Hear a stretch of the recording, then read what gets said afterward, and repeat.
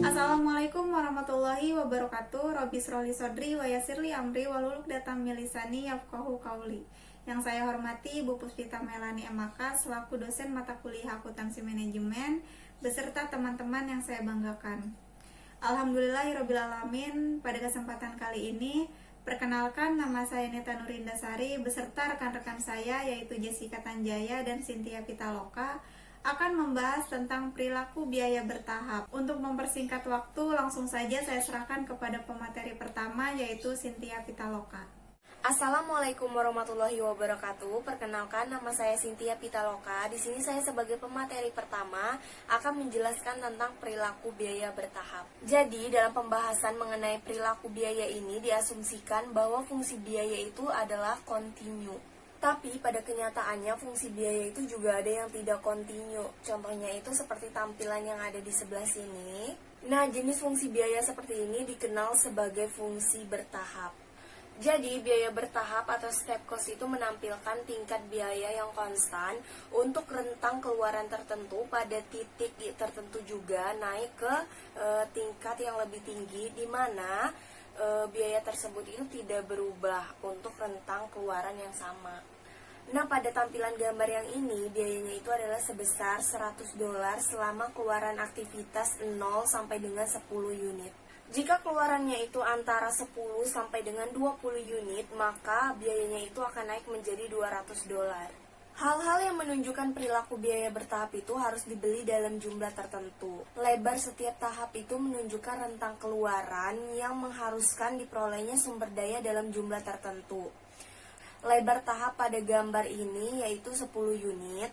Jika lebar tahap sempit seperti pada gambar ini, biaya sumber daya akan berubah ketika terjadi perubahan kecil dalam penggunaan sumber daya.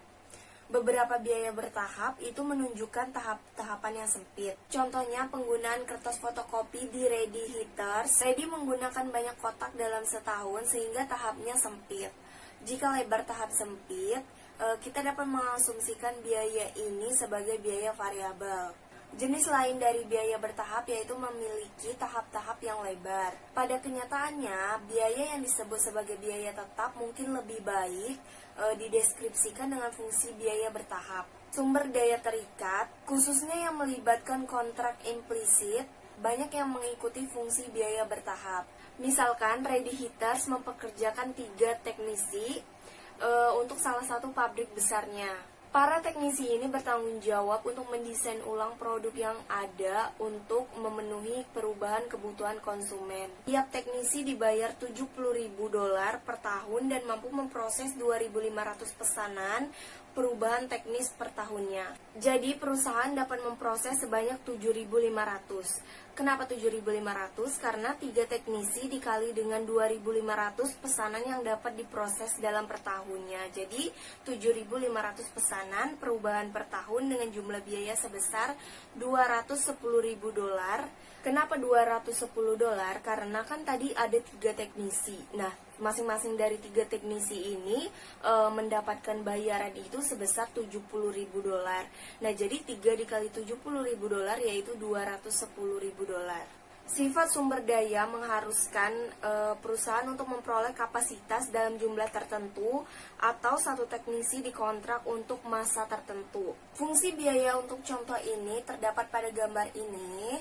Nah, di sini bahwa lebar tahap adalah sebesar 2.500 unit, tahap yang jauh lebih lebar dibandingkan fungsi biaya pada gambar yang sebelumnya. Biaya bertahap dengan tahap-tahap yang lebar dikategorikan sebagai biaya tetap. Sebagian besar biaya ini adalah tetap dalam rentang operasi normal perusahaan. Jika rentang pesanan adalah 5.000 hingga 7.500, maka perusahaan akan menghabiskan sebesar $210.000 untuk sumber daya teknisi. Perusahaan akan meningkatkan pengeluaran untuk para teknisi jika perusahaan ingin meningkatkan kapasitas teknik di atas 7.500 pesanan perubahan.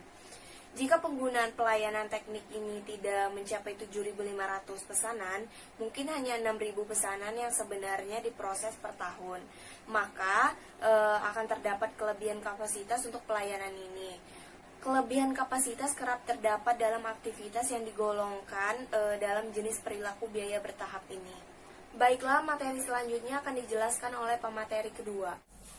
Baik, setelah rekan saya menjelaskan mengenai perilaku biaya bertahap, selanjutnya saya akan menjelaskan kelanjutannya, yaitu mengenai biaya satu pesanan perubahan.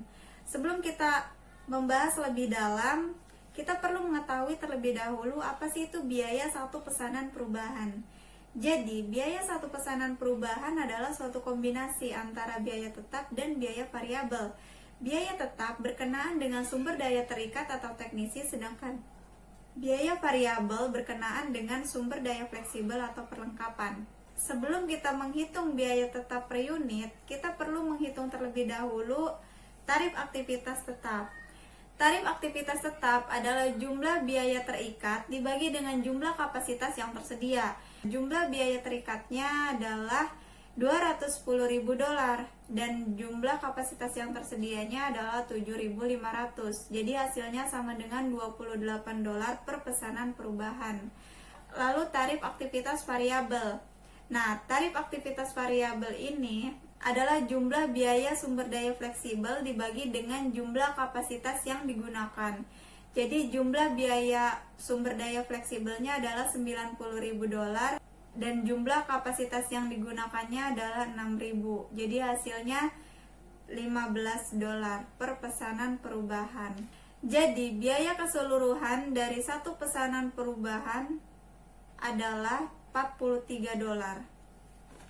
Perhatikan perbedaan antara 7.500 yang digunakan untuk menghitung tarif aktivitas tetap dan 6.000 untuk menghitung tarif aktivitas variabel. Karena tarif aktivitas tetap didasarkan pada sumber daya terikat, maka dari itu kita menggunakan kapasitas yang tersedia. Sedangkan tarif aktivitas variabel menggunakan kapasitas yang sebenarnya digunakan. Hal ini terjadi karena sumber daya fleksibel dibeli sesuai kebutuhan. Sistem perhitungan berdasarkan fungsi umumnya hanya memberikan informasi tentang biaya sumber daya yang dibeli. Di lain pihak, sistem manajemen berdasarkan aktivitas memberikan informasi tentang banyaknya aktivitas yang digunakan dan biaya penggunaannya. Nah, hubungan antara jumlah sumber daya yang tersedia dengan jumlah sumber daya yang digunakan dapat dinyatakan dengan persamaan berikut. Jadi sumber daya yang tersedia sama dengan sumber daya yang digunakan ditambah dengan kapasitas yang tidak digunakan. Nah, persamaan ini dapat kita nyatakan juga dengan jumlah fisik dan jumlah uang. Contoh dalam jumlah fisik adalah pesanan tersedia sama dengan pesanan yang digunakan ditambah dengan pesanan yang tidak digunakan, yaitu 7.500 sama dengan 6.000 ditambah 1.500. Selanjutnya yaitu dengan jumlah uang. Dalam jumlah uang ini kita hanya perlu memasukkan ke dalam jumlah dolar. Setelah itu, biaya pesanan yang dipasok sama dengan biaya pesanan yang digunakan ditambah dengan biaya pesanan yang tidak digunakan. Biaya pesanan yang digunakan adalah $28 ditambah $15 dikali 6.000. $28 ini dari tarif aktivitas tetap dan $15 dari tarif aktivitas variabel, sedangkan yang 6.000 adalah kapasitas yang digunakannya, yaitu hasilnya adalah $258.000.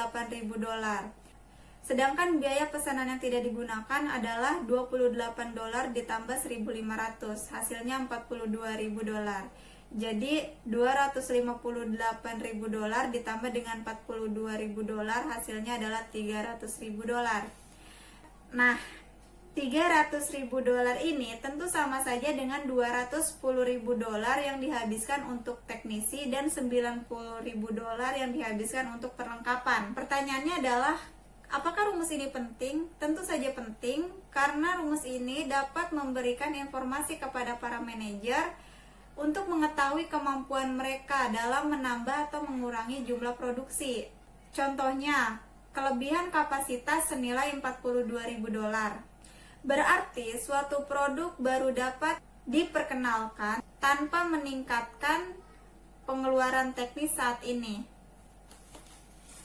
Nah, itulah tadi pembahasan mengenai biaya satu pesanan perubahan. Selanjutnya, pembahasan mengenai implikasi-implikasi untuk pengendalian dan pengambilan keputusan yang akan dibahas oleh rekan saya Jessica Tanjaya. Di sini ada implikasi-implikasi untuk pengendalian dan pengambilan keputusan. Jadi model berdasarkan aktivitas yang diuraikan di atas dapat memperbaiki pengendalian, manajerial, dan pengembalian keputusan. Ada sistem pengendalian operasional, mendorong para manajer untuk lebih memperhatikan pengendalian atas penggunaan dan pengeluaran sumber daya. Ya, sebagai contohnya tuh kayak sistem atas penggunaan dan pengeluaran sumber daya. Ada sistem pengendalian operasional yang didesain dengan baik akan memungkinkan para manajer untuk menilai perubahan permintaan sumber daya yang terjadi dari keputusan tentang pembauran produk baru. Penambahan produk baru yang diselaraskan dengan keinginan pelanggan dapat meningkatkan kebutuhan atas berbagai aktivitas yang overhead. Jika kapasitas aktivitas tidak cukup, maka pengeluaran sumber daya harus naik.